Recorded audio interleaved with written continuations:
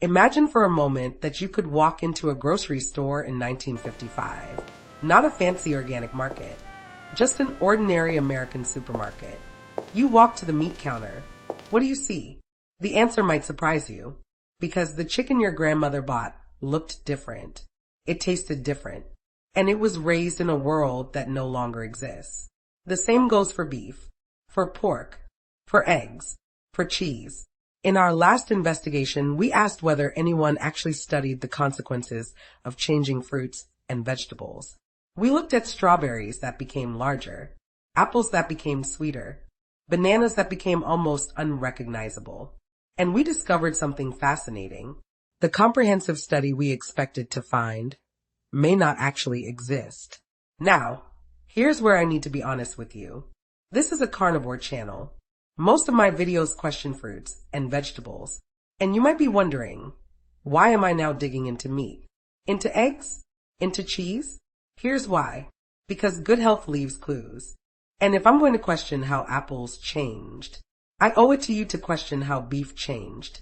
If I'm going to ask whether strawberries are different, I have to ask whether chicken is different. The same curiosity, the same standards, the same refusal to assume anything is fine just because it's an animal food. So today, we're applying that same lens to meat, eggs, and cheese. Welcome back to Carnivore Found Me, researching how modern food changed us. Today's facts can be tomorrow's fallacies. And today we're going to look at a transformation that happened so gradually, most people never noticed it happening at all.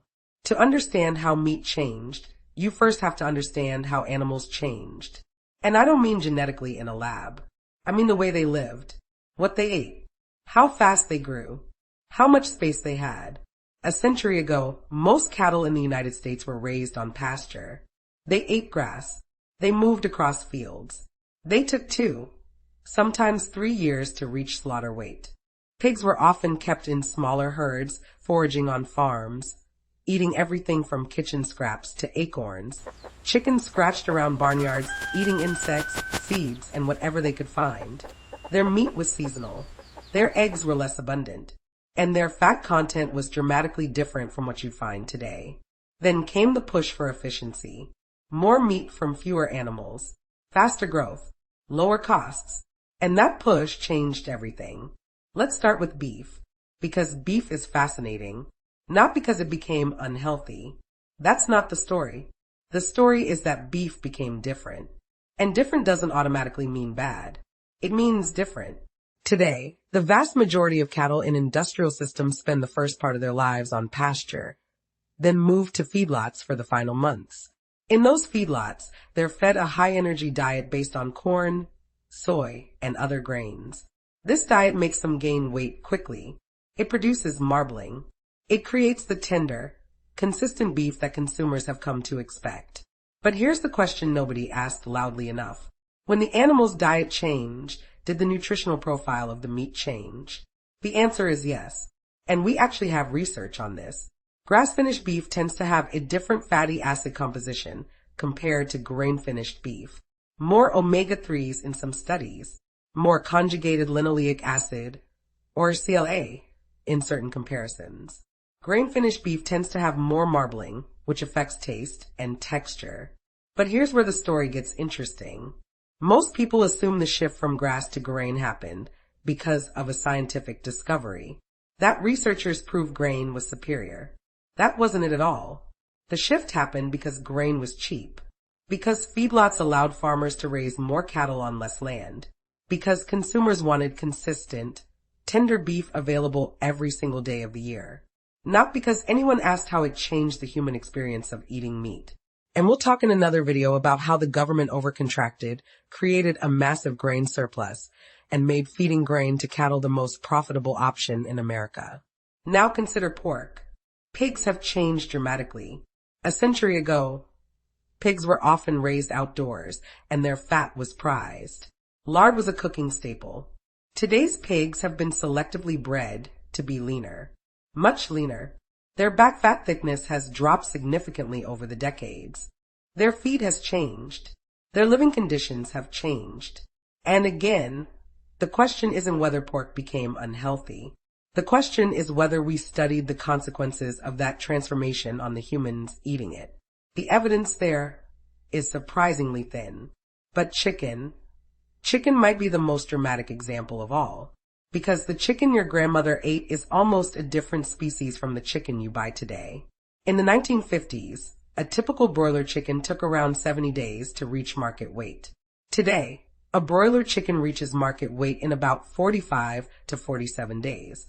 That's weeks faster. But that's not even the biggest change. The weight difference is staggering. In 1957, a chicken at market weight averaged just over 2 pounds. Today, chickens are routinely over 6 pounds at slaughter. The same bird, the same species, but selectively bred generation after generation for rapid growth and large breast muscles. Their skeletons changed. Their organs changed. Their muscle structure changed. And yes, their nutritional profile changed. But again, did anyone study what those changes meant for the humans eating those chickens? The short answer is no. Not comprehensively. And that's the pattern that keeps emerging. This is the part of the investigation where things become even more interesting. Because when you look at eggs, you find another transformation. Egg production has skyrocketed. A hen today can produce over 300 eggs per year. That's more than double what hens produced a century ago. The eggs themselves are larger. The yolks are often paler, unless the feed is supplemented with pigments. The fatty acid profile of eggs changes based on what hens eat. And here's where the research gets genuinely thin. We have population studies linking egg consumption to various health outcomes, but those studies almost always use modern eggs. Nobody has run a long-term trial comparing eggs from pasture-raised hens in 1950 to eggs from conventional hens today. Nobody has asked whether the cholesterol content of eggs has changed over time, whether the vitamin D or omega-3 content has shifted, whether the proteins in eggs interact differently with human digestion. These aren't radical questions. They're obvious questions. But obvious questions don't always get funding. And then there's cheese. Dairy. This is a world unto itself. Milk production has increased dramatically per cow. Selective breeding improved nutrition. And in some countries, the use of growth hormones like recombinant bovine somatotropin. The fat content of milk has been manipulated. The protein composition has shifted. Cheese making has become industrialized in ways that would astonish a farmer from 100 years ago. But here's the question that keeps me up at night. When we changed what cows eat, when we changed how often they're milked, when we changed the breeds that dominate modern dairy production, did anyone study how those changes affected the cheese on our plates? The butter in our refrigerators? The yogurt in our breakfast bowls? The answer, again, is partial. Researchers studied what they thought mattered. They studied yield. They studied shelf life. They studied food safety. They studied the economics of dairy production. But a comprehensive investigation into whether the changes in modern dairy have affected human metabolism in ways we don't fully understand, that study does not exist. Not because it's not important, but because nobody thought to ask it until recently. Good health leaves clues. And one of the most powerful clues is simply paying attention to what hasn't been studied. Now, I want to be clear about something. This is not a condemnation of modern agriculture. Industrial farming has fed billions of people. It has made food more affordable and more consistently available than at any other time in human history. That matters. That's not nothing. But affordability and consistency are not the same as understanding. And that's the point of this investigation. We changed our food. We changed our animals. We changed our meat, our eggs, and our cheese. And for the most part, we did it without asking a simple question. What happens to the human body when these changes accumulate over decades? Be the CEO of your own health. That means asking the questions that nobody else is asking for you. So let's talk about what we actually know versus what we don't know. What we know with reasonable certainty is that the meat, eggs, and dairy available today are different from what existed a century ago. Different breeds, different feeds, different production systems, different nutrient profiles in some cases. What we also know is that modern meat is generally safe to eat by regulatory standards. Foodborne illness rates have dropped in many countries, thanks to improved processing and refrigeration. That's real progress. What we don't know is much larger. We don't know whether the shift from grass to grain for most cattle has meaningful long-term effects on human health beyond the differences we've already measured. We don't know whether the dramatic changes in chicken growth rates have affected the amino acid profiles or the bioavailability of nutrients in chicken meat. We don't know whether modern eggs interact with human cholesterol metabolism differently than eggs from heritage breeds. We don't know whether industrialized cheese production alters the fermentation process in ways that affect gut health. And most importantly, we don't know what we don't know, because the studies simply haven't been done. Now, some people will hear this and assume I'm saying modern meat is bad. I'm not saying that. I'm saying it's different, and different deserves investigation. The carnivore community often focuses on the benefits of animal foods, and there are many documented benefits for many people.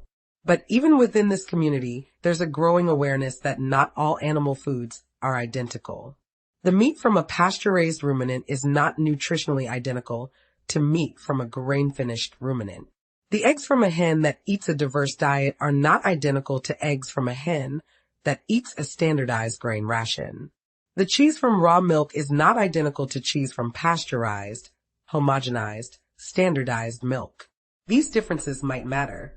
They might not. But the only way to know is to study them. And here's a clue that most people miss. The countries that have the longest life expectancies and the lowest rates of chronic disease often have very different food systems than the United States. They have different farming practices, different regulations, different traditions around meat, eggs, and dairy. Is that proof that our food system is causing harm? No, but it's a reason to ask more questions, because correlation is not causation, but it is a very good reason to investigate further. Let me give you a specific example. The fatty acid composition of meat has changed over time. Grain-finished beef tends to have more omega-6 fatty acids compared to grass-finished beef in many studies.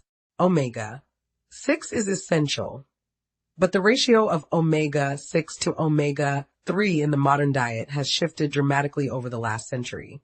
Some researchers have hypothesized that this shift may play a role in inflammatory processes. But that's a hypothesis. It's not settled science.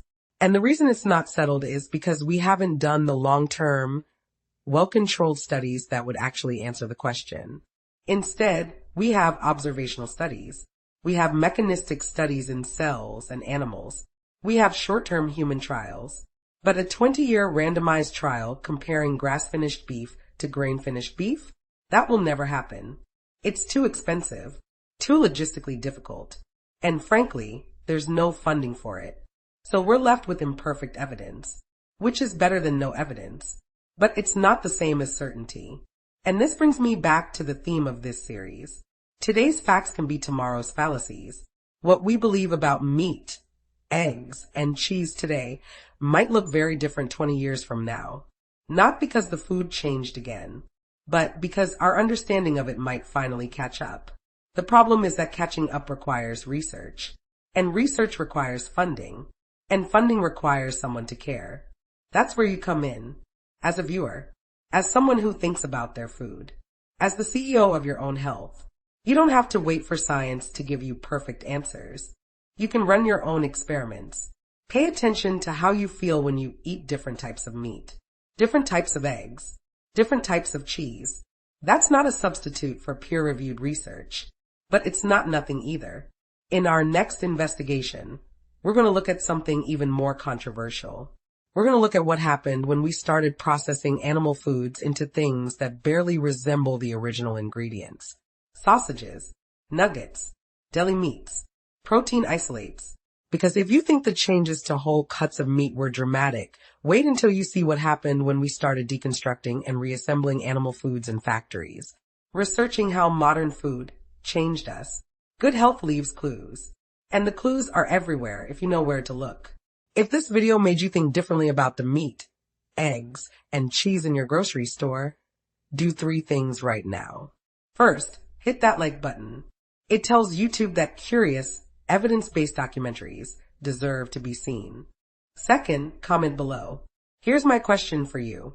What animal food do you think has changed the most that nobody talks about?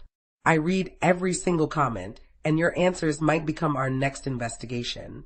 Third, subscribe and turn on notifications, because we're just getting started. Be the CEO of your own health. The food industry isn't going to ask these questions for you. We're searching how modern food changed us. I'm your host, and I'll see you in the next investigation.